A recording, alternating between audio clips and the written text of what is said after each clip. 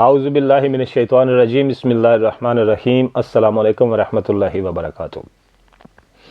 پاکستان میں ایک بہت ہی عجیب و غریب قسم کا ایک کریکٹر ہے، آپ سارے اس سے واقف ہوں گے۔ 2 نمبر قسم کا ایک محب وطن پاکستانی، لال ٹوپی زید احمد، سارے جانتے ہیں اس کو جو لوگ سوشل میڈیا استعمال کرتے ہیں۔ اس بندے نے ایک ویڈیو پیغام جاری کیا ہے اور بات وہ یہ کر رہا ہے کہ پی ٹی آئی والے منظور پشتین کے ساتھ اور مارنگ بلوچ کے ساتھ اتحاد کیوں کر رہے ہیں، اور ان کے ساتھ مل کے یہ پاک فوج کے اوپر جو ہے نا برا بھلا کہتے ہیں، پاک فوج کے خلاف بات کرتے ہیں۔ اور جتنے بھی لوگ پاک فوج کے خلاف بات کرتے ہیں وہ سارے کے سارے مشرک ہیں، مرتد ہیں، غدار ہیں۔ یہ ان بھائی صاحب کا فتویٰ ہے۔ میں حیران ہوں، میری تو سمجھ میں ان کا یہ فتویٰ نہیں آیا کہ یہ کیسے فتویٰ فٹ آتا ہے ایسے لوگوں کے خلاف جو پاک فوج کے اوپر بولتے ہیں، کیونکہ مشرک ہونے کا جو مسلمان طبقے میں جو بات بتائی گئی ہے، اسلام میں جو تعلیم دی گئی کہ مشرک کون ہوتا ہے، وہ تو یہ ہے کہ مشرک وہ ہوتا ہے جو اللہ کے متبادل یا اللہ کے خلاف مقابلے میں کسی کو کھڑا کر لے، یا کسی کی پوجا یا عبادت شروع کر دے، یا کسی کو ماننے لگ پڑے کہ اس میں اللہ جتنی طاقت ہے، تو وہ مشرک ہوتا ہے۔ اور مشرک کی سزا، بلکہ اللہ نے تو یہ بھی کہا ہے کہ میں سارے گناہ معاف کر دوں گا لیکن شرک معاف نہیں کروں گا، یعنی مشرک کو معاف نہیں کیا جائے گا۔ اتنا بے ہدہ قسم کا یہ سسٹم ہے، یہ کریکٹر ہے مشرک۔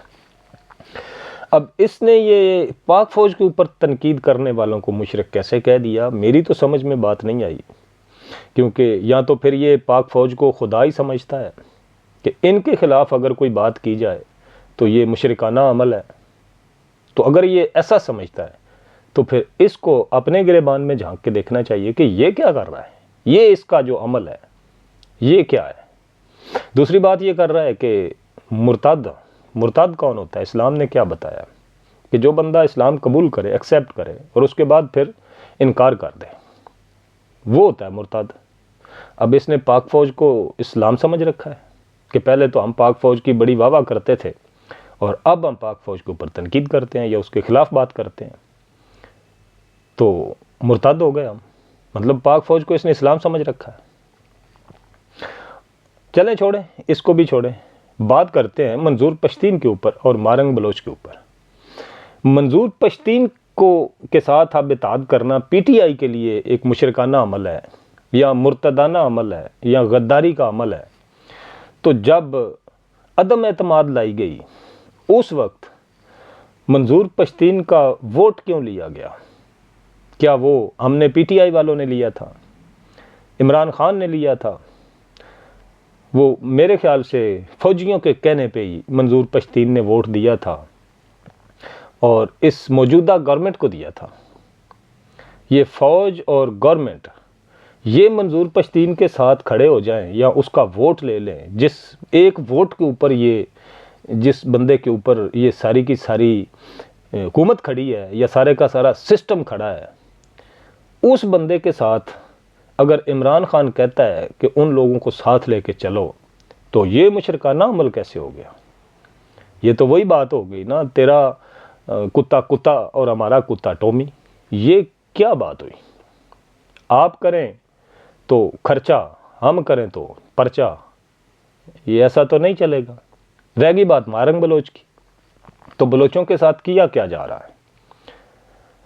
پچھلے کافی عرصے سے ہم دیکھ رہے ہیں کہ بلوچ کمیونٹی کو پکڑ لیا جاتا ہے، مسنگ پرسن کر دیا جاتا ہے، ان کی فیملیز کو پیچھے پتہ ہی نہیں ہوتا کہ ہمارے بندے ہیں کہاں۔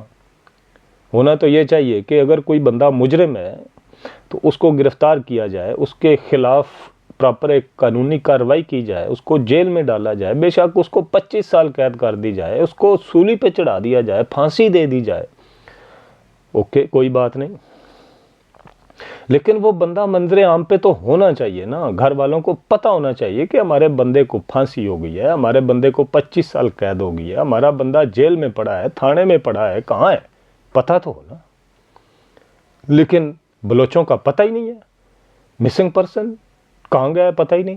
کئیوں کی لاشیں 10 سال بعد، 5 سال بعد سڑکوں پہ پڑی ملتی ہیں، کئیوں کی ملتی ہی نہیں ہے، کئیوں کا پتہ ہی کوئی نہیں ہے کدھر ہیں۔ اور اگر اپنے پیاروں کے کھو دینے کے حوالے سے کوئی احتجاج کرتا ہے یا کوئی باہر نکلتا ہے یا کوئی آواز اٹھاتا ہے، جیسے مارنگ بلوچ اٹھا رہی ہے یا اس کے ساتھ کھڑے لوگ اٹھا رہے ہیں، تو وہ کیا غلط کر رہی ہے؟ یہ کیسے غلط ہے؟ کیوں غلط ہے؟ کیا کیا ہے بلوچوں نے؟ کیوں وہ ایسا کر رہے ہیں؟ یہ ہمارے جو پاک فوج ہے نا، پاک، آپ اس کو پتہ نہیں پاک فوج کیسے کہتے ہیں، اس سے زیادہ پلیت دنیا میں شے کوئی نہیں ہے۔ یہ پلیت فوج جو ہے نا، یہ انہوں نے مجبور کر رکھا ہے لوگوں کو اس حد تک، تو اس لیے وہ کھڑی ہے۔ اور اگر عمران خان کہتا ہے نا کہ ایسے سارے لوگوں کو ساتھ لے کے چلو، تو وہ ٹھیک کہتا ہے، وہ بھی پاکستانی ہے، ان کو پاکستانی سمجھو، ان کو پاکستانی ہونے کے رائٹ دو، حق دو، چاہے وہ منظور پشتین ہو، چاہے وہ مارنگ بلوچ ہو، چاہے وہ پی ٹی آئی ہو، چاہے وہ کوئی بھی ہو، جو پاکستان کی سرزمین پر رہتا ہے اس کا ایک حق ہوتا ہے۔ دنیا میں ایسا کہیں نہیں ہوتا جیسا پاکستان میں ہوتا ہے۔ اور کرنے والا کون ہے؟ کرنے والے یہ تمہارے چند فوجی جرنیل ہیں۔ میں ساری فوج کی بات ہی نہیں کرتا، کیونکہ ساری فوج کا اگر تجزیہ کیا جائے نا تو فوج میں دو طبقے ہیں، ایک اوپر والا طبقہ ہے، ایک نیچے والا طبقہ ہے۔ اور وہ جو نیچے والا طبقہ ہے نا، وہ فوج بھی غلامی ہے، وہ کوئی فوج نہیں ہے، وہ غلامی ہے۔ اور میں ان کو غلام کیسے کہتا ہوں یا کیوں کہہ رہا ہوں؟ کیونکہ میرے بھی کچھ رشتہ دار فوج میں نوکریاں کر کے آئے ہیں، کچھ انفارمیشن میرے پاس بھی ہے۔ یہ جو جرنیل ایک دوسرے کو مربے دیتے ہیں نا زمینوں کے، ان کے مربوں میں یہ سپاہی، حوالدار، نیک، لاس نیک رینک کے لوگ ان کی زمینوں میں، ان کے کھیتوں میں، ان کے گھروں میں کام کرتے ہیں۔ جیسے سیری ہوتے ہیں نا زمینداروں کے ساتھ، جٹ سیری رکھ لیتے ہیں، پیسے بھر دیتے ہیں 5-5، 7-7، 10-10 لاکھ روپیہ، اور وہ ان کے مویشیوں کو پٹھے ڈالتے ہیں۔ یہی حالت ہے یہ نیچے والے فوجیوں کی۔ دل چاہے تو ان کو بارڈر پہ کھڑا کر دیا، گولیاں مروا دی اور نعرے بلند کر دیے، ہمارے جوان جو ہیں وہ شہادتیں دے رہے ہیں۔ دل کیا تو ان کو اپنے مربوں پہ لے گیا، ادھر ان سے اپن ڈیوٹیاں کروائیں، ان سے کام کروائے، ان سے نوکریاں کروائیں وہاں سے، اور تنخواہ ان کو جو ہے وہ خزانے سے پے کی، بجٹ لیا بڑا تگڑا تگڑا۔ تو وہ جو طبقہ ہے نا فوج کا، وہ بھی غلامی ہے۔ یہ جو اوپر بیٹھے ہوئے چند لوگ ہیں نا، چند جرنیل ہیں، انہوں نے ہائی جیک کیا ہوا ہے سارے سسٹم کو اور مجبور کر رکھا ہے پاکستانی عوام کو، اور نکیں پور کیا ہوا ہے۔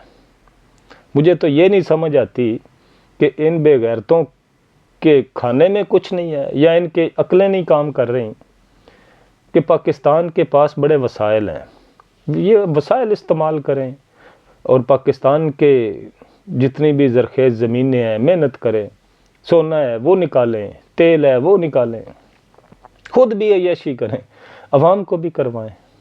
پتہ نہیں یہ ایسا کیوں نہیں کرتے؟ عقل ان کے پلے ککھ نہیں ہے دھیلے کی، اور یہ غلامی کو پسند کرتے ہیں، خود امریکہ کی غلامی میں ہیں، اور آگے اپنے انہوں نے وہ جو ہے نا غلام بنا رکھے ہیں۔ تو پنجابی میں کہتے ہیں نا، نوکراں اگے چاکر تے چاکراں اگے کشمش۔ ہم تو کشمش ہی ہیں، ہمارے اوپر بیٹھے ہوئے جو لوگ ہیں سسٹم میں، یہ جن کو ہم افسر کہتے ہیں، یہ چاکر ہیں، اور اوپر بیٹھے ہوئے جو بیوروکریٹ ہیں وہ نوکر ہیں۔ نوکراں اگے چاکر، چاکراں اگے کشمش۔ اور یہ زید احمد ورگے جو کشمش ہیں نا، یہ آ کے بھونکتے ہیں قوم کے اوپر کہ پاک فوج کے خلاف جو بات کرتا ہے وہ مرتد ہو جاتا ہے، مشرک ہو جاتا ہے، فلاں ہو جاتا ہے، ڈھینگ ہو جاتا ہے۔ پچھلے 75 سالوں سے یہ پاک فوج ہماری جو پلیت فوج ہے، اس نے ٹل لگایا ہوا ہے، ایڑی چوٹی کا زور اس نے لگایا ہوا ہے کشمیر کو لے کے۔ اور آج بھی ان کا بیان کیا ہے کہ ایک دن انشاءاللہ جو کشمیر ہے نا پاکستان کا حصہ ہوگا۔ سبحان اللہ۔ اب اس بات پہ سبحان اللہ ہی ہم کہہ سکتے ہیں، اور ہم کیا کر سکتے ہیں؟ اس سے پہلے کہ میں جذباتی ہو جاؤں، میں اس ویلاگ کو یہی روک رہا ہوں۔ اپنا ڈھیر سارا خیال رکھیے گا، اور اپنے اس چینل کا بھی خیال کیا کریں۔ اللہ حافظ۔